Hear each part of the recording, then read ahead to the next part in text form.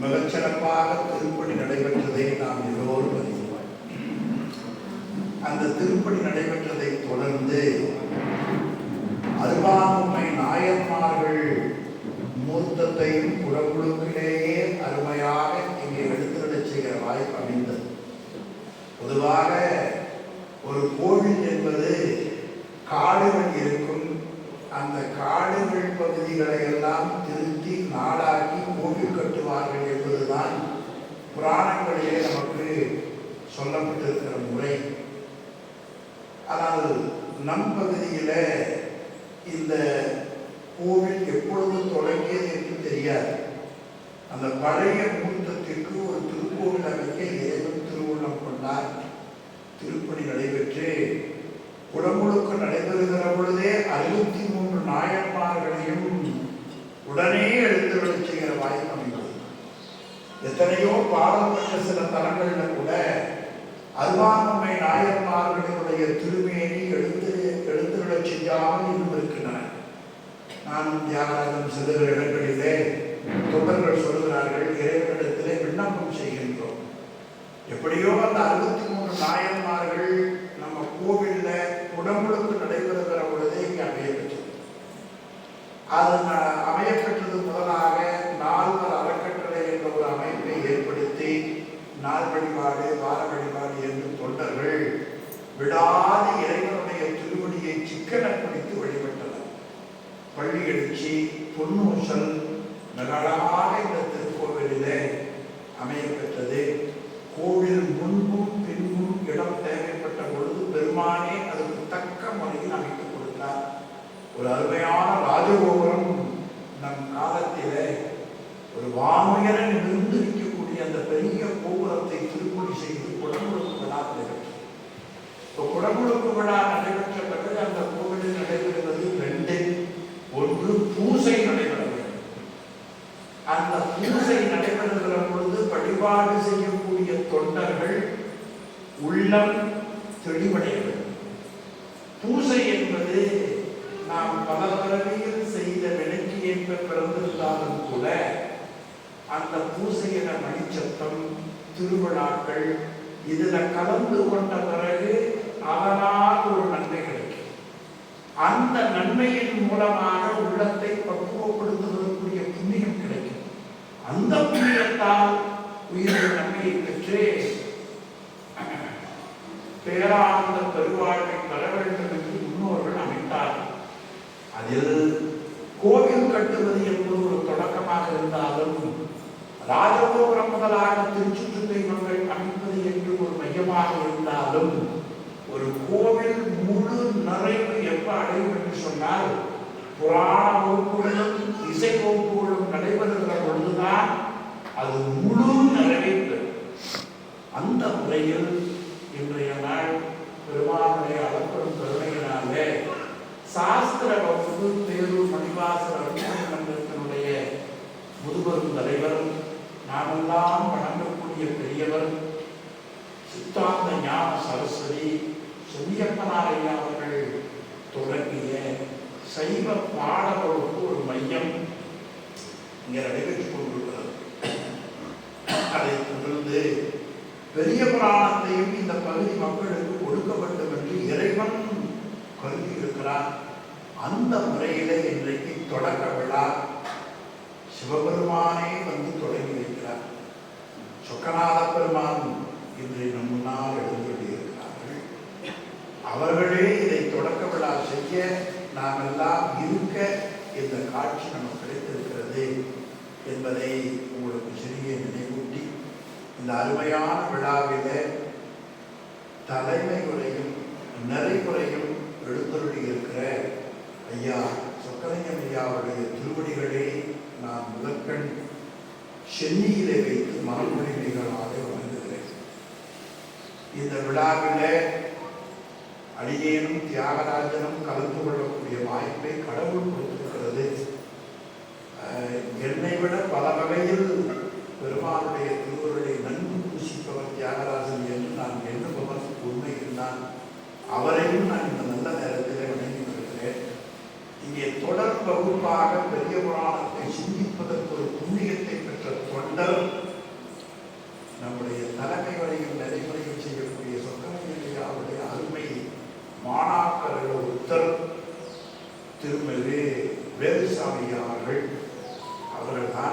பெரிய புராணத்தை இங்கே தொடர்ந்து சொல்ல இருக்கிறார்கள்.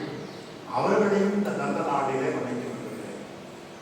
அதே போல ஒரு விழா என்றால் இதற்கு முன்னர் பெரிய புராணத்தில் நல்ல அனுபவம் கண்டு, கோவில் வழிபாட்டில் அனுபவம் கண்டு, நல்ல நெறியை பெற்ற பெரியவர்களுக்கு புனிதர் என்று பெயர்.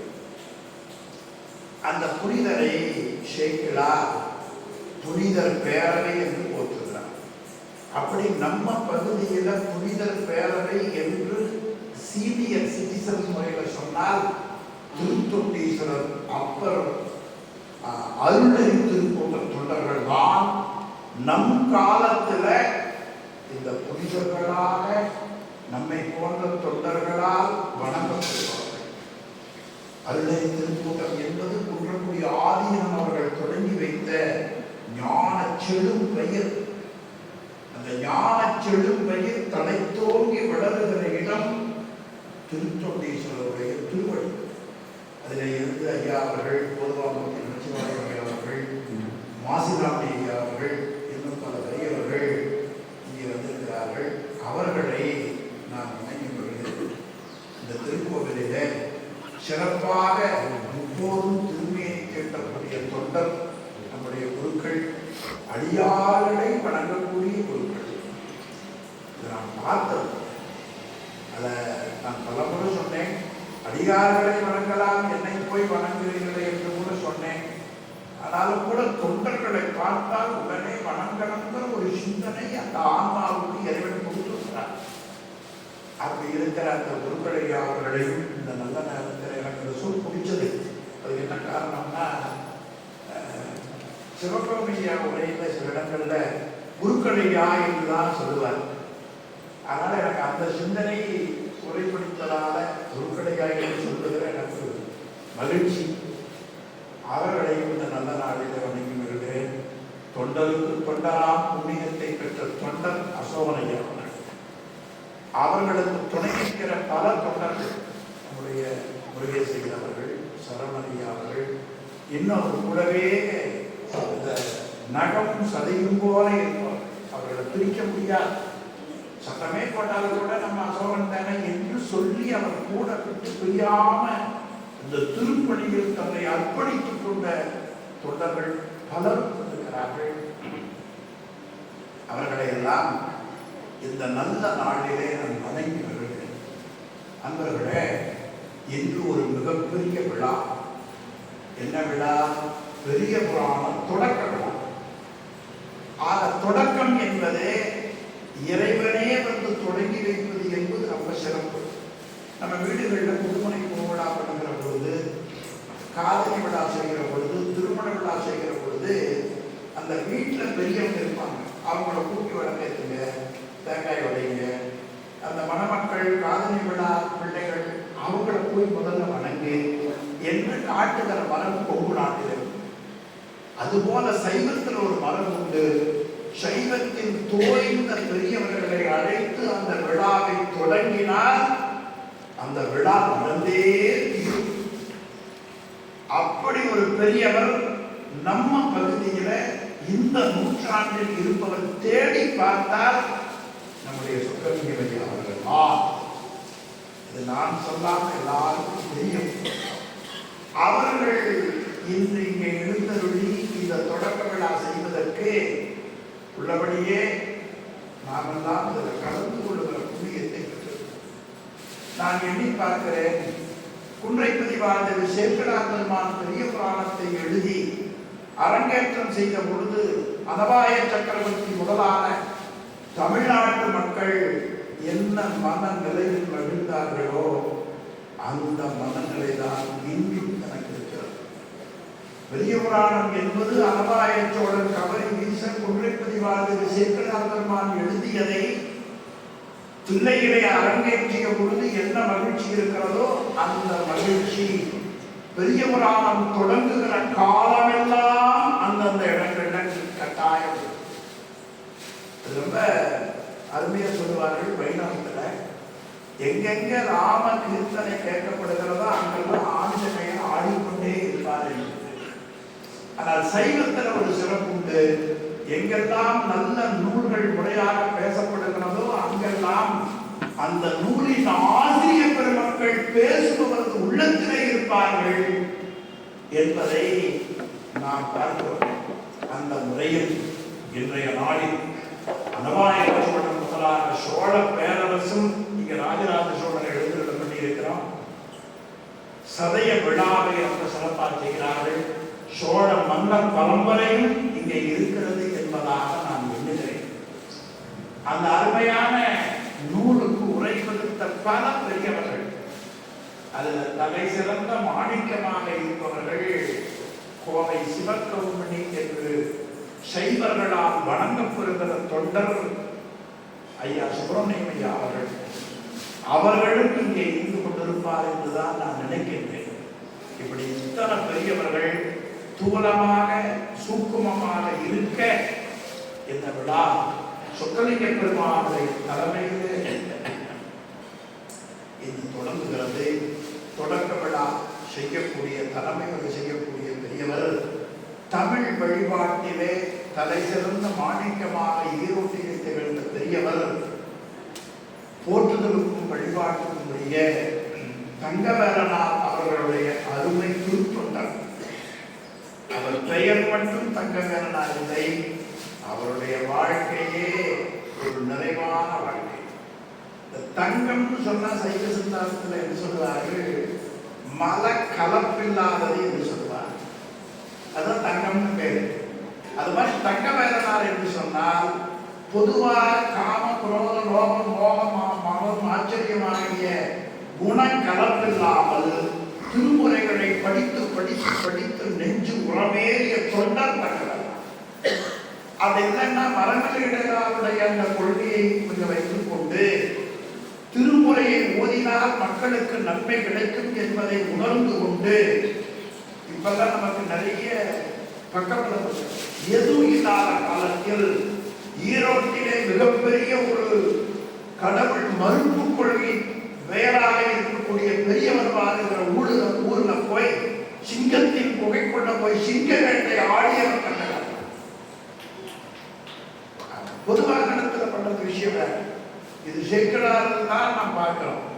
சிவபெருமான் தான் உயர்ந்தவர் என்று சிவபெருமானுக்கு தொண்டராயிருப்பவர் சொல்வதை விட புத்தமதத்திலே தோன்றிய சாக்கிய நாயனாருடைய புராணத்தில் கொண்டு போய் செய்வானும் செய்வினையும் அறம்பெயரும் கொடுப்பானும் மெய்வரையால் விதித்த பொருள் நான்காகும், இவை சைவ நெருக்கி அன்று மற்ற இல்லை. இதை கொண்டு போய் புத்தர் வாயில் சொல்ல வைக்கிறார் இல்லையா சுவாமியினுடைய அறிவு. அது மாதிரி தங்கவேலனார் அவர்கள் மிகப்பெரிய தொண்டர். ஈரோட்டில் இருந்து தமிழ் வழிபாடு, தீக்கை வழிபாடு, அதையெல்லாம் இன்றைக்கு இருக்கிற சூழலை விட மிக மோசமான சூழல்ல கொண்டு சென்றவர். அதன் பிறகு அவருடைய மாணாக்கர்கள்ல மூவர்கள்ல ஐயா ஒருவர் தன் வாழ்நாளில் திருநாவுக்கரசனுடைய திருவடியை சென்னிமேல் கொண்டு அவர் செய்த உளவாரத் தொண்டை கொங்கு மண்ணில தனி மனிதனாக நின்று திருமுறைவாள் ஈடுபாடு கொண்ட பேரூராதீனம், சிறவையாதீனம் உள்ளிட்ட திருமணங்களோடு தொடர்பை வளர்த்து கொண்டு சென்னியப்பனாரையா அவர்கள், வையாபுரியாரையா அவர்கள் உள்ளிட்ட சான்றோர் பெருமக்களினுடைய நெறிகாட்டுதலின்படி இந்த கொங்கு மண்டல அப்பர் உளவார திருக்கூட்டத்தை இன்றளவும் செய்து வரக்கூடிய புண்ணிய சீலர் ஐயா. ஞாயிற்றுக்கிழமை கூட அந்த உளவாரத்தோடு செய்யும். அதுல எல்லாரும் அவரவர்களே உணவு கொண்டு வந்து வீட்டில் இருக்கிற உணவை பரிமாறிக்கொண்டு அங்கே கொண்டு செய்து ஒரு ஞான வேள்வி செய்து எண்ணி பாருங்கள். இன்னைக்கு அது எத்தனை ஆண்டு முன்னால், இன்னைக்கு இத்தனை பேர் இருக்கிறோம், அவர் தொடங்குற பொழுது எத்தனை பேர் அப்படி ஒரு துணிச்சல் அவருக்கு வந்ததே இன்றளவும் அதை செய்து கொண்டிருக்கிறார்கள். எனவே அந்த பெரியவரை நாம் உளங்கண்டு உணர்ந்து அவரை வணங்கினால் அது நம்முடைய அறிவின்மை நீங்குவதற்கு வாய்ப்பாக இருக்கும் என்று நான் நினைக்கின்றேன். இது ஐயா அவர்களை பற்றி. அடுத்து தொடர்ந்து வகுப்பெடுக்கூடிய ஒரு புண்ணியத்தை பெற்றவர் நம்முடைய ஐயா வேலுசாமி. தங்கவேலனார் பெயர் அப்படியே சொக்கலிங்கம் வேலுசாமியை கொடுத்து விட்டார். அந்த பெயர் சூழல் எப்படி அமைந்திருக்கிறது? அது வேறனா சொக்கலிங்கம் ஐயா வேலுசாமி. அவர் பல்லாயிரம் தொண்டர்கள் இருக்கிறார்கள். பரஞ்சோதி முனிவர் கைலாயத்திலே இருந்து அகத்திய முனிவரை பார்ப்பதற்கு போனார். எத்தனை கோடி உயிர்களுக்கு இருந்தன. ஆனா அவர் கண் மெய்கண்டால் மேல மட்டும்.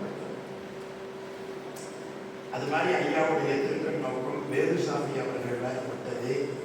அவர்கள் கூட இதுக்கு தகுதி இல்லையே, நம்ம போய் கூப்பிடுறாங்களே என்று பயந்துச்சு சென்னியப்பனார் இடத்துல கேட்டார். சொக்கலிங்கிய கொடுத்தா வாங்கணும்னு ஐயா சொல்லிவிட்டார். அந்த ஒரு நிலையில தான் அந்த 4ஆம் நிலை தீக்கையை பெற்றுக்கொண்டு அவருடைய திருவடியில் அடங்கி வாழக்கூடிய சிறப்புடையவர்.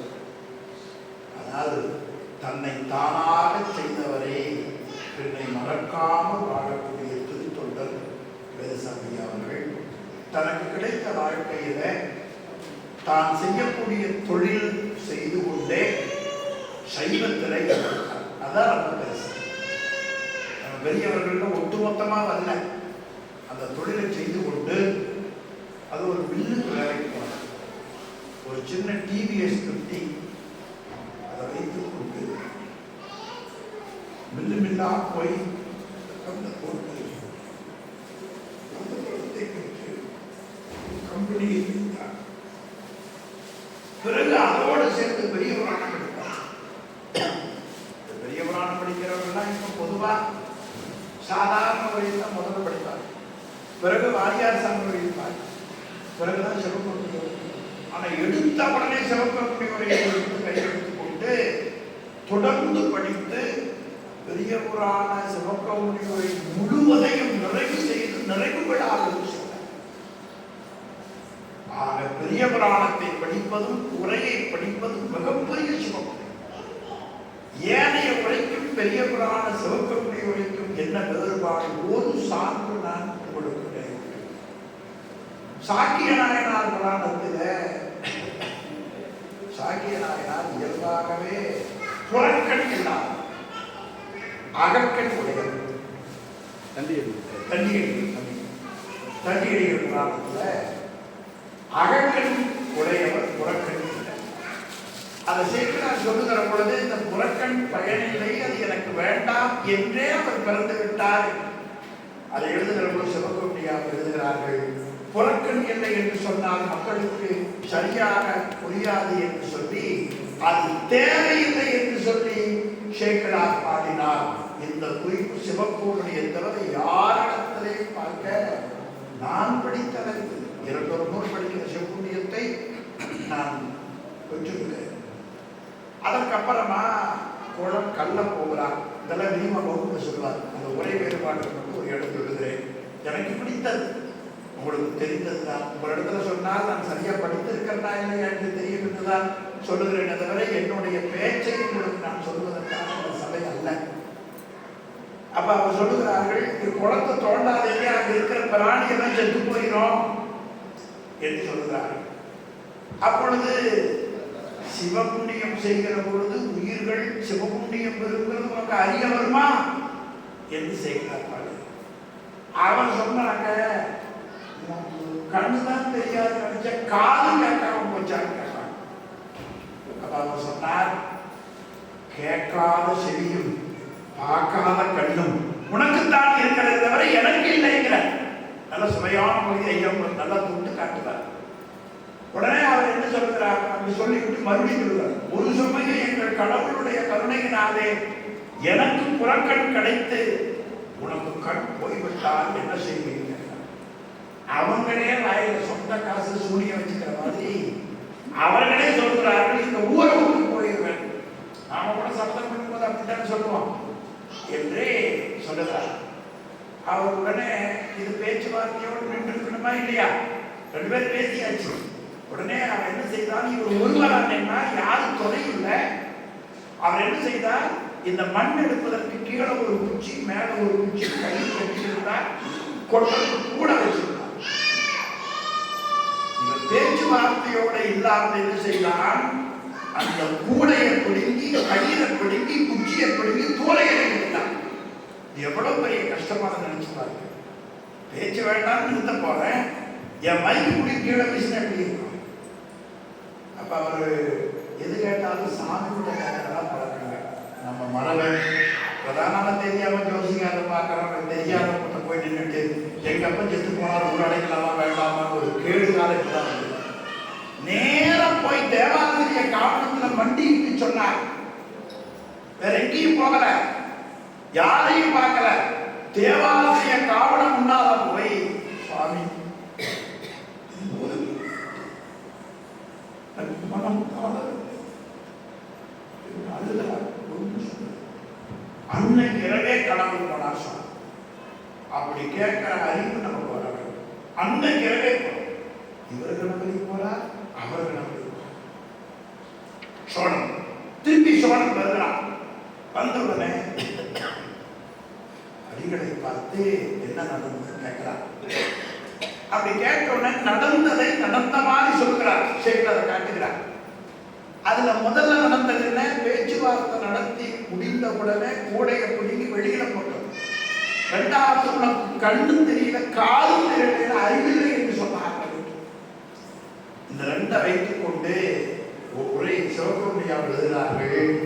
இந்த கூடையையும் கயிறையும் குச்சியையும் பிடுங்கி போட்டது திருப்படி, எனவே இது சிவபாகம். தொண்டரை அறிவில்லாதவன் என்று சொன்னது அடியாராதம். அடியாரத்தையும் சிவபாகத்தையும் இரண்டையும் செய்தவர்கள் இவர்கள் என்று உரை காட்டுகிற திறம் சிவகுருமையார் அவர்களுக்கு தான் அப்பேற்பட்ட ஒரு உரையை படிக்கக்கூடிய சிவபுண்ணியத்தை பெற்ற வேலுசாமி அவர்கள் இன்று தொடங்கி தொடர்ந்து சொல்கிறார்.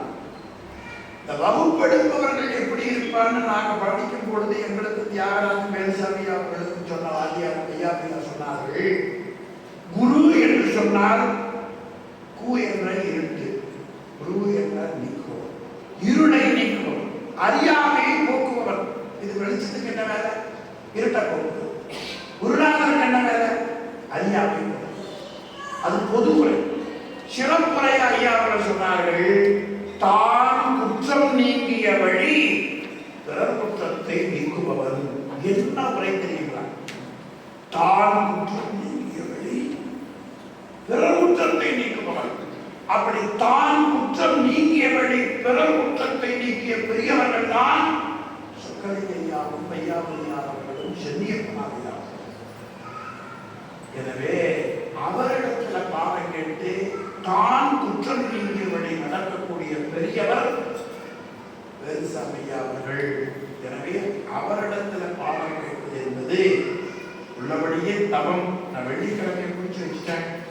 எப்ப சந்தர்ப்பம் கிடைக்குதோ வந்து வகுப்புல ஒரு அட்டனன்ஸாவது போட்டுட்டு போனா அடுத்த ஜென்மத்துல என்னுடைய பாவக்கூடிய கணக்கெடுக்கிற பொழுது குமரலிங்கம் வேலுசாமி வகுப்புக்கு சென்றார் பெரிய புராணம் என்று பதிவு செய்யப்படும். இந்த இடத்துல திருமணம் நடைபெறுகிற பொழுது வரிநெடு புத்தகத்தில் நின் தவறு எழுதிய வரிநெடு புத்தகத்தில் என்னையும் எழுத வேண்டுவன் என்று கேட்ட இடம்தான் இந்த இடம். அப்படி நான் எண்ணுகிறேன். எனவே தலைமையுரை வளர்ந்த ஐயா அவர்களை பற்றி அடுத்த ஐயா அவர்கள் இனி தெய்வ சேக்கடார் பெருமான பற்றி என்று சொல்ல எண்ணுகிறேன். சேக்கடார் பெருமானுடைய குடி, அவர் பிறந்த சூழல், இதெல்லாம் வகுப்புற விரைவாக இருக்கிறார். அவர்கள் எழுதிய நூலினுடைய சிறப்புல பலரும் பல கோணத்தில் சிந்தித்திருக்கிறார்கள். பொதுவா ஒரு நூல் என்றால் சில சுவை இருக்கிறது. காப்பினா சில சுவை, கேசரினா சில சுவை, காளான் குழம்புனா சில சுவை, இப்படி ஒரு சுவை அது இருக்கிறது.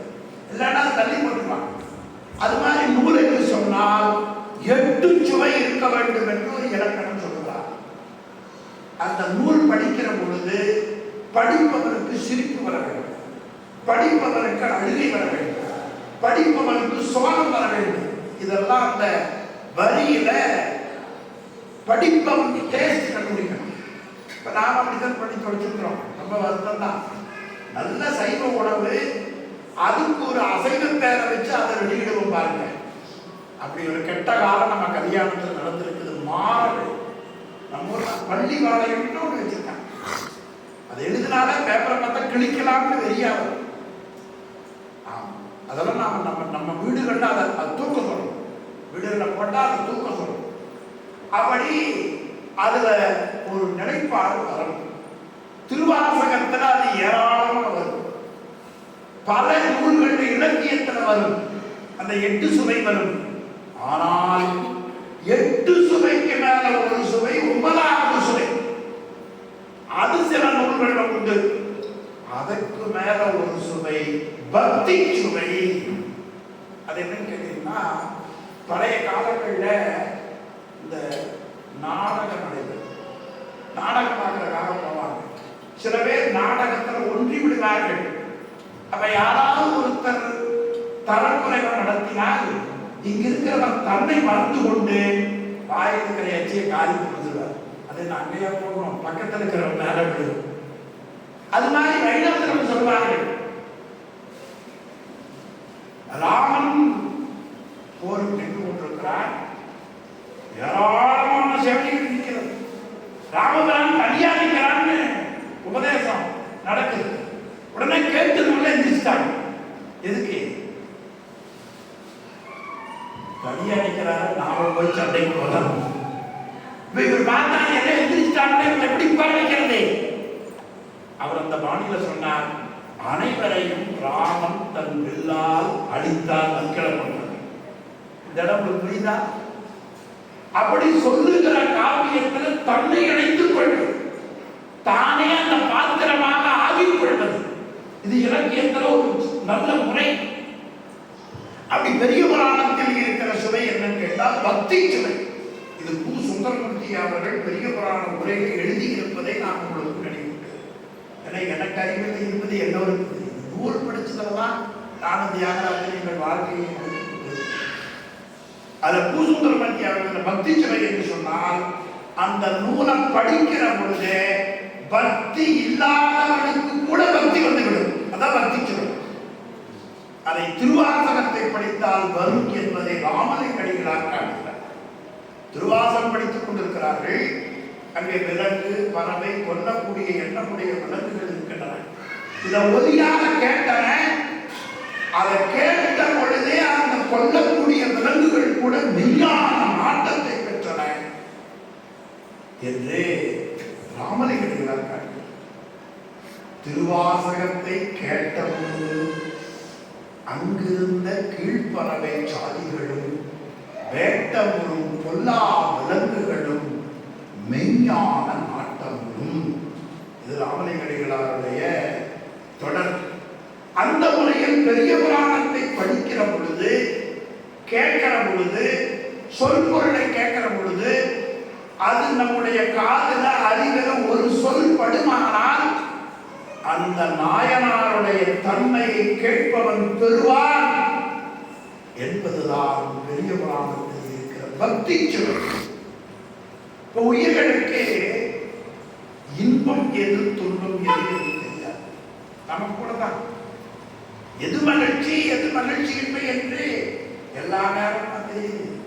பாத்தியார் இருக்கிற பொழுது கொஞ்சம் தெரியுது, அடியார் இருக்கிற பொழுது கொஞ்சம் தெரியுது.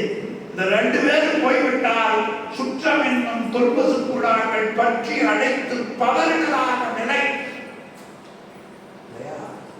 அதை எது சிறப்பு என்று சொன்னால் பேரின்பத்தை அடைவதுதான் சிறப்பு.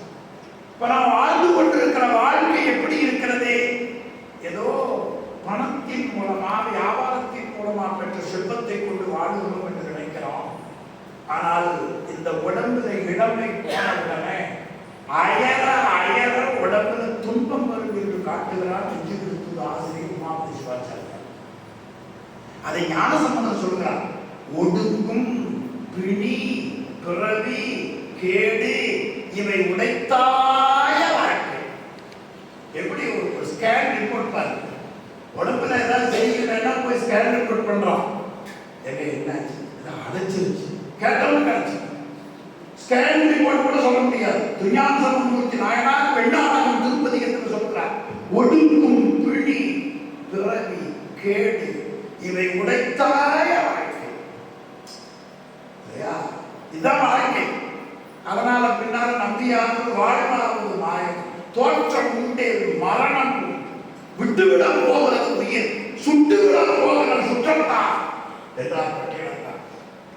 அப்புறம் பதில் என்ன? பதில் ஆபரேஷனா என்ன பண்றதுன்னு அவரே சொல்றார்.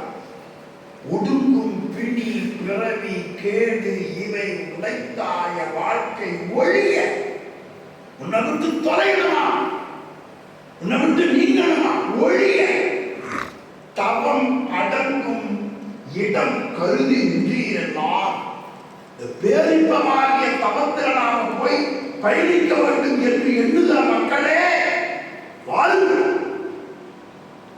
தூங்கானை மன்னன் ஒரு திருக்கோவில் இருக்கிறது, அதை தொழுங்கள். எப்படி காட்டுறாங்க அந்த தூங்கானை மாடம் முதலாக தமிழகத்திலே இருக்கிற திருக்கோவில்களில் தொழுது தொண்டு செய்த பெரியவரை பக்தி சுவை நனி சொட்ட சொட்ட பாடிய கவிவரவன் என்று மீனாட்சி சுந்தரவல்லா பிள்ளை அவர்களால் வணங்கப்பட்ட பெரியவர் தெய்வம் சேர்க்கிறார். நம்முடைய தமிழிலே பல நூல்கள் இருக்கின்றன. தொல்காப்பியம் ஈராக நேற்றைக்கு தோன்றிய புது கவிதை வரை கோடிக்கணக்கான நூல்கள் இருக்கின்றன. ஆனால் எழுதியவர்களுக்கு புலவர் என்று பெயர். புலவர் என்ன தெரியுமா? அறிவுடையவர். பொய்மையாளரை பாடாதே எந்தை புகழோர் ஆளுமின் அறிவுடையவர். அதுல புலமை என்பது உலகியல் இருக்கிற புலமை வேறு, அருளியல் இருக்கிற புலமை வேறு. அந்த அருளிலையையும் சைவ சித்தாந்த ஞானத்தில் ஞானமாக இருக்கிறவர்கள் புலமை வேறு. அப்படி இருப்பவர்கள் ரெண்டு பெரியவர்கள். ஒருவர் தெய்வ புலமை திருவள்ளுவனாயனார், இன்னொருவர் தெய்வ புலமை தெய்வ சேக்கிழார். ரெண்டு பேருடைய உருவத்தையும் இங்கே வைத்திருக்கிறார். ரெண்டு பேருடைய அந்த தெய்வ புலமை திருவள்ளுவனாயனார் என்பதை உமாபதி சிவம் தான் சொல்கிறார். தெய்வ புலமை திருவள்ளுவனாயனார் உரைத்த மெய் வைத்த சொல் உமாபதி சிவாச்சாரியார் காட்டுவது. அதுபோல பெரிய புராணம் மெய்யாகிய இறைவனை மெய்யாக பற்றிய தொண்டர்களை மெய்யாக எழுதிய நூல் பெரிய புராணம். அதை கேட்டாலே அவ்வளவு சிறப்பு. இந்த மாதவம் செய்த தென்திசை என்பதற்கு ஒரு 4 கோடி 5 கோடி காட்டெல்லாம் செய்கிறார் இல்லையா? ஆனா பெரிய புராணம் இங்க தோன்றியதுதான் மாதவம் செய்த தென்திசை. இந்த பெரிய புராணத்தில் இருக்கிற நாயன்மார்கள் தமிழகத்தினுடைய எல்லையை கடந்தவர்கள் ஒருவரும் கிடையாது. டெல்லியில் இருக்கிறார், ஹைதராபாத் இருக்கிறார், யுஎஸ் இருக்கிறார், கிடையாது. பெரிய புராணத்தில் இருக்கிற எல்லா தொண்டர்களும் தனியடியார்கள் முழுவதும் இங்கதான். தொகையடியார்கள் சில பேர் வெளிநாட்டில் இருந்திருக்கலாம். ஆனால் தனியடியார்கள் இந்த மண்ணிலே பிறந்தவர்கள், மாதவம் செய்த தென்திசையிலே பிறந்தவர்கள். இந்த மண்ணுக்கு பெருமை பொங்கு 7 திருத்தலம். அதில் முதல்ல திருத்தலம் அவிநாசி. அதனால பெருசையா அண்டமுடைய பார்த்தார். பெரிய புராணம் தொடக்க விழா தானே. எனவே அவிநாசி தேவாலயத்தை சொல்ல வைக்க வேண்டும் என்று கடவுள் உணர்த்தினார். எத்தனை தேவாலயம் மரபாடமா இருக்கும். ஏன் எட்டால் மறக்கேன் என்று பாடினார் என்றால் நான் இப்படித்தான் கருதி பார்க்கிறேன். அப்படி அந்த தெய்வத்தன்மை பொருந்திய அந்த சொற்கள் அதில் இருக்கிறது.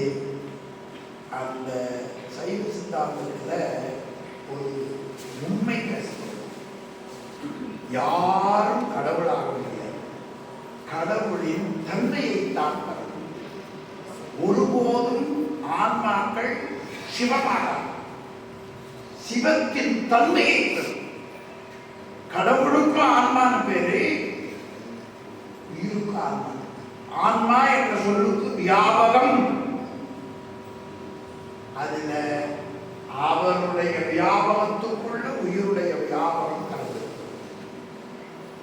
இது அறிவித்தால் அறியும், அது தானே அறியும். அதனால் அவர்கள் அதை பரமாத்மா என்றார்கள், இதை சீவான்மா என்றார்கள். இப்ப சீவான்மா இறைவனுடைய தன்மையை பெறுதல். இறைவனுடைய தன்மைனா ஒன்று சொல்ற பாருங்களேன். இப்ப நாமெல்லாம் ஒரே மக்களா பல இடங்கள் பழகும். ஒருத்தர் மேல ஒருத்தர் வஞ்சனை, ஒருத்தர் மேல ஒருத்தர் பொறாமை, இந்த தன்மை நமக்கு நல்லா உண்டு. கொஞ்சம் பெரியவர்கள் என்ன செய்வார்கள், அப்படியெல்லாம் படாதப்பா, இதெல்லாம் நமக்கு வாழ்க்கைக்கு நல்லதல்ல, அப்ப அவங்க நம்மளிருந்து வேறுபட்டவங்க இல்லை. இன்னும் கொஞ்சம் பெரியவர்கள் என்ன செய்வார்கள், தப்பே பண்ணாலும் அதுக்காக கோவிச்சுட்டு தண்டனை கொடுத்துட்டு அவங்க தூக்கிய மாட்டாங்க. கொடுத்துட்டு திரும்பி பிழைப்பா, நீ திருந்தணும்னா நான் வெளி சொல்றேன் கேளு, என்ன பண்ண தெரியுமா, இந்த திருக்கூட்டத்துக்கு வந்து துண்டு விரிச்சு விட்டு தொடச்சு விட்டு அந்த பணியை ஒரு 6 மாதம் செய் என்று திருந்துவதற்கு வாய்ப்பு கொடுப்பார். அப்ப மனிதத்தன்மை என்பது பொதுவாக அந்த பழகக்கூடிய தன்மை, நாம் செய்கிற தப்புல நல்லது கெட்டது பார்த்தல். இதைத்தான் பரிமேலழகர் சொன்னார். அறிவு என்பது எது, விலக்கியன ஒழிதல், விதித்தன செய்தல். இது ரெண்டு தான் அறிவு.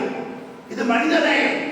இதை தாண்டி தெய்வத்தன்மை என்பது என்ன என்றால், தப்பே செய்தாலும் கூட இருந்து அவரை எப்படியாவது திருத்துவதுதான் தெய்வத்தன்மை.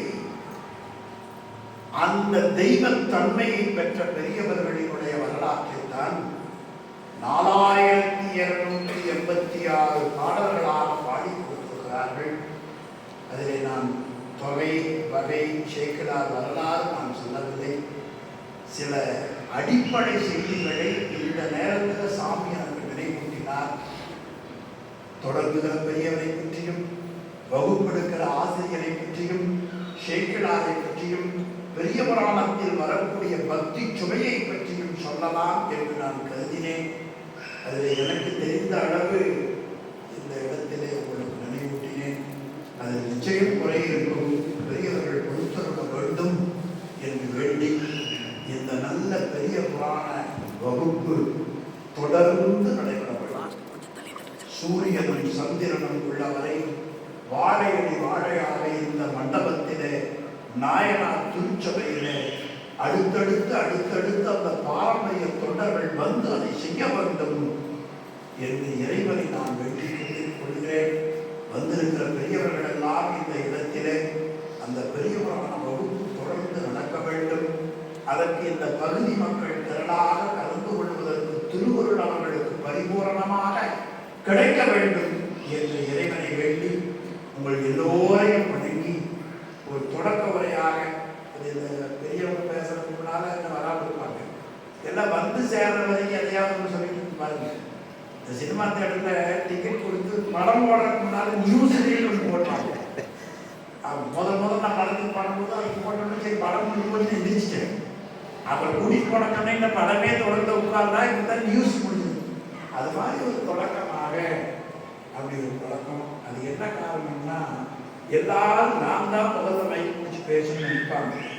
செல்லியப்பனார் சொக்கலிங்கய்யா அவர்களும் பிள்ளைகள் பேசட்டும், விட்டதை நாம் நிரப்புவோம் என்று உள்ளவர்கள் ஐயா அவர்கள் எங்க போனாலும் தம்பி நீ பேசி